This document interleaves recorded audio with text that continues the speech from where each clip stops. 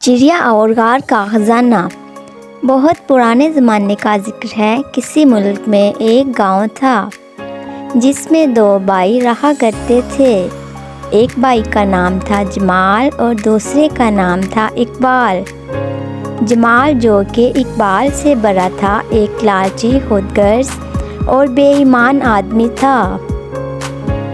उसने अपने घर के एक साइड पर अपनी बहुत अच्छी रहाइश रखी हुई थी, जबकि उसका छोटा भाई इकबाल नहायत शरीफ और नेक दिल इंसान था, जिसको उसके बड़े भाई जमाल ने घर का एक पुराना कमरा रहने के लिए दिया हुआ था।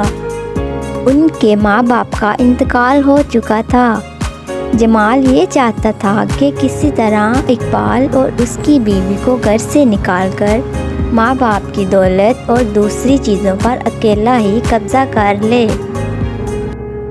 एक रोज़ वो किसी मामूली बात पर अपने छोटे भाई इकबाल से लड़ पड़ा और उससे साफ साफ कह दिया कि वो घर से अपनी बीवी को लेकर निकल जाए। इकबाल बेचारा अपनी बीवी को लेकर एक दूसरे घर में रहने लगा। जमाल ने बाप की छोड़ी हुई तमाम चीज़ों में से कीमती चीज़ें, सोना, जेवर, पैसे वगैरह अपने पास रख लिए और बेकार किस्म का कार कबाट इकबाल के हवाले कर दिया। इस तरह जमाल तो काफ़ी दौलतमंद हो गया था, मगर इकबाल गरीब का गरीब ही रहा। उसने अपना और अपनी बीवी का पेट पालने के लिए मेहनत मजदूरी करना शुरू कर दी। इस मेहनत मजदूरी से उसको बस इतने ही पैसे मिलते थे जिससे बमुश्किल 2 वक्त की रोटी मिल जाती थी। इस तरह जमाल अपनी बीवी के साथ उस छोटे से घर में गुजर बसर करने लगा। एक दफ़ा इकबाल की बीवी सख्त बीमार हो गई। बीवी की बीमारी की वजह से इकबाल काम पर भी ना जा सका।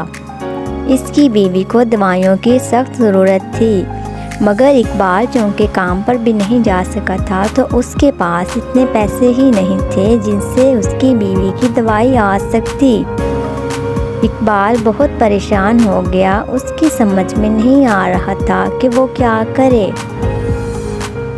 आखिरकार उसी परेशानी में उसे याद आया कि उसके घर के पीछे एक छोटी सी पहाड़ी है। वहाँ पर एक बहुत पुराना टनमन सा दरख्त है जिस पर ना फल लगते हैं और ना पत्ते। उसने सोचा, क्यों ना मैं उस दरख्त को काटकर उसकी लकड़ियाँ बाज़ार में फ़रोख्त कर दूँ, जिससे मुझे कुछ पैसे मिलेंगे और उन पैसों से मैं अपनी बीवी की दवाई खरीद लूँगा। उसने अपनी कुल्हाड़ी उठाई और पहाड़ी वाले दरख्त की तरफ चल दिया। वहाँ पहुंचकर उसने दरख्त को काटने के लिए अभी कुल्हाड़ी उठाई ही थी कि उसके कानों में एक महीन सी आवाज़ आई, खुदा के लिए इस दरख्त को मत काटो। एक लम्हे के लिए तो इकबाल हैरान रह गया। उसने चारों तरफ देखा कि ये आवाज़ कहाँ से आ रही है। अचानक उसकी नज़र दरख्त पर बैठी हुई एक नहायत खूबसूरत चिड़िया पर पड़ी। उस चिड़िया ने फिर कहा, इस दरख्त पर मेरा घोंसला है और इस घोंसले में मेरे छोटे छोटे बच्चे हैं। तुम अगर ये दरख्त काट दोगे तो मेरे बच्चे भी घोंसले समेत ज़मीन पर गिर पड़ेंगे। मुझ पर रहम खाओ, इसके बदले मैं तुमको इतनी दौलत दूंगी कि तुम सारी ज़िंदगी चैन और सुकून से बसर कर सकोगे। तुम अपने घर से एक थैला ले आओ और मेरे साथ चलो। इकबाल कुल्हाड़ी को वहीं दरख्त के पास छोड़कर घर आया। उसने एक बड़ा सा थैला लिया और दोबारा उस खूबसूरत चिड़िया के पास आ गया। चिड़िया ने उसको अपने पीछे आने का इशारा किया और वो एक सिमत उड़ने लगी। काफ़ी देर इकबाल उस चिड़िया के पीछे चलता रहा और वो दोनों एक घने जंगल में से गुजरकर जंगल से दूर एक गार की तरफ जा पहुँचे। खूबसूरत चिड़िया बोली, तुम इस गार में दाखिल होकर जितनी दौलत चाहो इस थैले में भर लो। یہ کہہ کر چڑیا منہ ہی منہ میں کچھ بولنے لگی، جس سے آہستہ آہستہ اس غار کا دروازہ کھلنے لگا۔ اقبال غار میں داخل ہو گیا۔ جیسے ہی اس نے غار میں قدم رکھا، اس کی آنکھیں حیرت کی وجہ سے پھٹی کی پھٹی رہ گئیں۔ اس نے دیکھا وہاں چاروں طرف سونے چاندی کے ڈھیر لگے ہوئے ہیں۔ ان سونے چاندی کے ڈھیروں میں بڑے بڑے ہیرے موتی جواہرات بھی موجود تھے، جن کی جگمگاہٹ سے پورا غار روشن ہو رہا تھا۔ اس نے جلدی جلدی ان کو اپنے بڑے سے تھیلے میں بھرنا شروع کر دیا۔ ابھی زیادہ دیر نہ گزری تھی کہ اس کے کانوں میں اسی خوبصورت چڑیا کی آواز آئی۔ وہ کہہ رہی تھی کہ جلدی کرو، فوراً غار سے باہر آ جاؤ، ورنہ یہ غار، اس کا دروازہ بند ہو جائے گا اور تم ہمیشہ کے لیے اندر قید ہو کر رہ جاؤ گے۔ یہ سنتے ہی اقبال نے اپنے تھیلے کو مضبوطی سے دونوں ہاتھوں میں تھاما اور باہر کی طرف نکل آیا۔ جیسے ہی اقبال اپنا تھیلا لے کر غار سے باہر نکلا، غار کا دروازہ جو کہ پتھروں سے بنا ہوا تھا، ایک بہت زیادہ شور والی آواز کے ساتھ بند ہو گیا۔ اقبال کا تھیلا اگرچہ پوری طرح نہیں بھر سکا تھا، مگر پھر بھی اس میں اتنی زیادہ دولت آ گئی تھی کہ وہ پوری زندگی اس کو خرچ کرتا تو بھی وہ ختم نہ ہوتی۔ وہ خوشی سے پھولا نہیں سما رہا تھا۔ اس نے چڑیا کا بہت زیادہ شکریہ ادا کیا اور اپنے گھر کی طرف چل دیا۔ اقبال نے وہ سونے چاندی جواہرات کا تھیلا اپنی بیوی کو دیا اور ساتھ ہی اس کو سارا چڑیا کا واقعہ سنایا۔ جب اتنی ساری دولت اس کی بیوی نے دیکھی تو وہ خوشی کے مارے اسی وقت بلی چنگی ہو گئی۔ دونوں میاں بیوی اس دولت کو خرچ کرنے کے منصوبے بنانے لگے۔ خدا نے ان کے دن پھیر دیے تھے۔ اقبال نے سب سے پہلے اپنی بیوی کی خواہش پر ایک بہت پیارا گھر بنایا، گھر کے باہر گارڈن بنوایا جس طرح اس کی بیوی چاہتی تھی، اور اس میں اپنی بیوی کے ساتھ بڑے ٹھاٹ باٹ سے رہنے لگا۔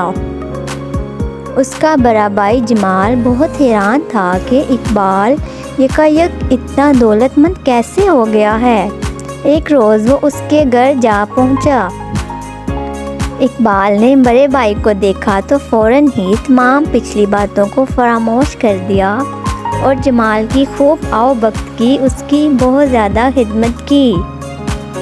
باتوں ہی باتوں میں اس کے چالاک بھائی جمال نے اس کے دولت مند ہونے کا راز معلوم کر لیا۔ اقبال نے اپنے بھائی کو تمام باتیں بتا دیں کہ وہ کس طرح درخت کاٹنے گیا۔ وہاں پر اس کی ملاقات ایک رنگ برنگی خوبصورت چڑیا سے ہوئی جو اس کو غار کے خزانے تک لے گئی، جہاں سونے چاندی اور ہیرے جواہرات کے ڈھیر تھے۔ اقبال کی کہانی سنتے ہی فوراً جمال اپنے گھر گیا۔ وہاں سے اس نے ایک کلہاڑی لی، ایک بہت بڑا تھیلا بھی لے لیا۔ اس نے سوچ لیا تھا کہ وہ بھی اقبال کی طرح درخت کاٹنے جائے گا، اور پھر وہ جب چڑیا کو اس کو دولت سے بڑے غار میں لے جانے کا کہے گی تو پھر وہ تھیلے کو سونے چاندی ہیرے جواہرات سے بھر لے گا اور اقبال سے زیادہ دولت مند ہو جائے گا۔ جمال اس درخت کے قریب جا پہنچا اور ادھر ادھر اس خوبصورت چڑیا کو دیکھنے کی کوشش کرنے لگا، مگر یہ دیکھ کر اس کو شدید مایوسی ہوئی کہ وہ چڑیا اقبال کی بتائی ہوئی شاخ پر موجود نہیں تھی۔ اس نے غصے میں آ کر درخت پر کلہاڑی دے ماری، جس سے پورا درخت لرز گیا۔ اچانک جمال کے کانوں میں ایک گھبرائی ہوئی باریک سی آواز آئی، خدا کے لیے اس درخت کو مت کاٹو۔ جمال نے جب دیکھا کہ وہ خوبصورت چڑیا اپنے گھونسلے سے پھڑپھڑا کر نکلی تھی، اس کے 3 بچے خوفزدہ ہو کر گھونسلے سے باہر جھانکنے لگے تھے۔ جمال نہ صرف خود غرض اور لالچی تھا بلکہ ایک جلد باز انسان بھی تھا۔ اس نے یہ بھی گوارا نہ کیا کہ وہ چڑیا کی پوری بات ہی سن لیتا۔ وہ کڑک کر بولا، اگر تم مجھے اسی وقت غار تک نہ لے کے گئی جس میں سونے چاندی ہیرے جواہرات کے ڈھیر ہیں تو میں اس درخت کو کاٹ دوں گا اور تمہارے بچے نیچے گر کر مر جائیں گے۔ چڑیا جو بیچاری بہت بری طرح سے ڈر گئی تھی جلدی سے بولی، نہیں، تم اپنے گھر سے تھیلا لے آؤ، پھر میں تم کو اس غار تک لے جاؤں گی۔ جمال بولا، تھیلا میرے پاس ہے، تم مجھے غار تک پہنچا دو۔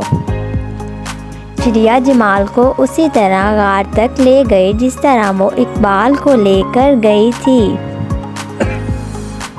اور وہاں پہنچ کر چڑیا نے کچھ منہ میں بولا جس سے غار کا دروازہ کھل گیا اور جمال غار کے اندر داخل ہو گیا۔ جمال نے جو غار میں اتنی زیادہ دولت دیکھی تو وہ دیوانوں کی طرح اسے اپنے تھیلے میں بھرنے لگا۔ تھوڑی دیر بعد اس کے کانوں میں چڑیا کی آواز آئی، وہ کہہ رہی تھی، جلدی کرو، جلدی کرو اور غار سے باہر آ جاؤ ورنہ غار کا منہ بند ہو جائے گا اور تم ہمیشہ کے لیے اس میں قید ہو کر رہ جاؤ گے۔ مگر جمال نے چڑیا کی بات پر کوئی دھیان نہیں دیا اور وہ اپنے تھیلے کو بھرتا رہا۔ اس لالچی انسان کا دل غار سے باہر نکلنے کو چاہ ہی نہیں رہا تھا۔ اس کی پوری کوشش تھی کہ کسی طرح سے اس کا تھیلا سونے چاندی اور ہیروں سے لبالب بھر جائے۔ چڑیا نے جب دیکھا کہ جمال اس کی بات پر دھیان نہیں دے رہا تو وہ پھر چیخ کر بولی، او بیوقوف اور لالچی انسان، جلدی کر ورنہ اس غار کا دروازہ بند ہو جائے گا اور تو یہی تڑپ تڑپ کر اس کے اندر مر جائے گا۔ چڑیا کی بات ختم ہوئی ہی تھی کہ غار کا دروازہ آہستہ آہستہ بند ہونے لگا۔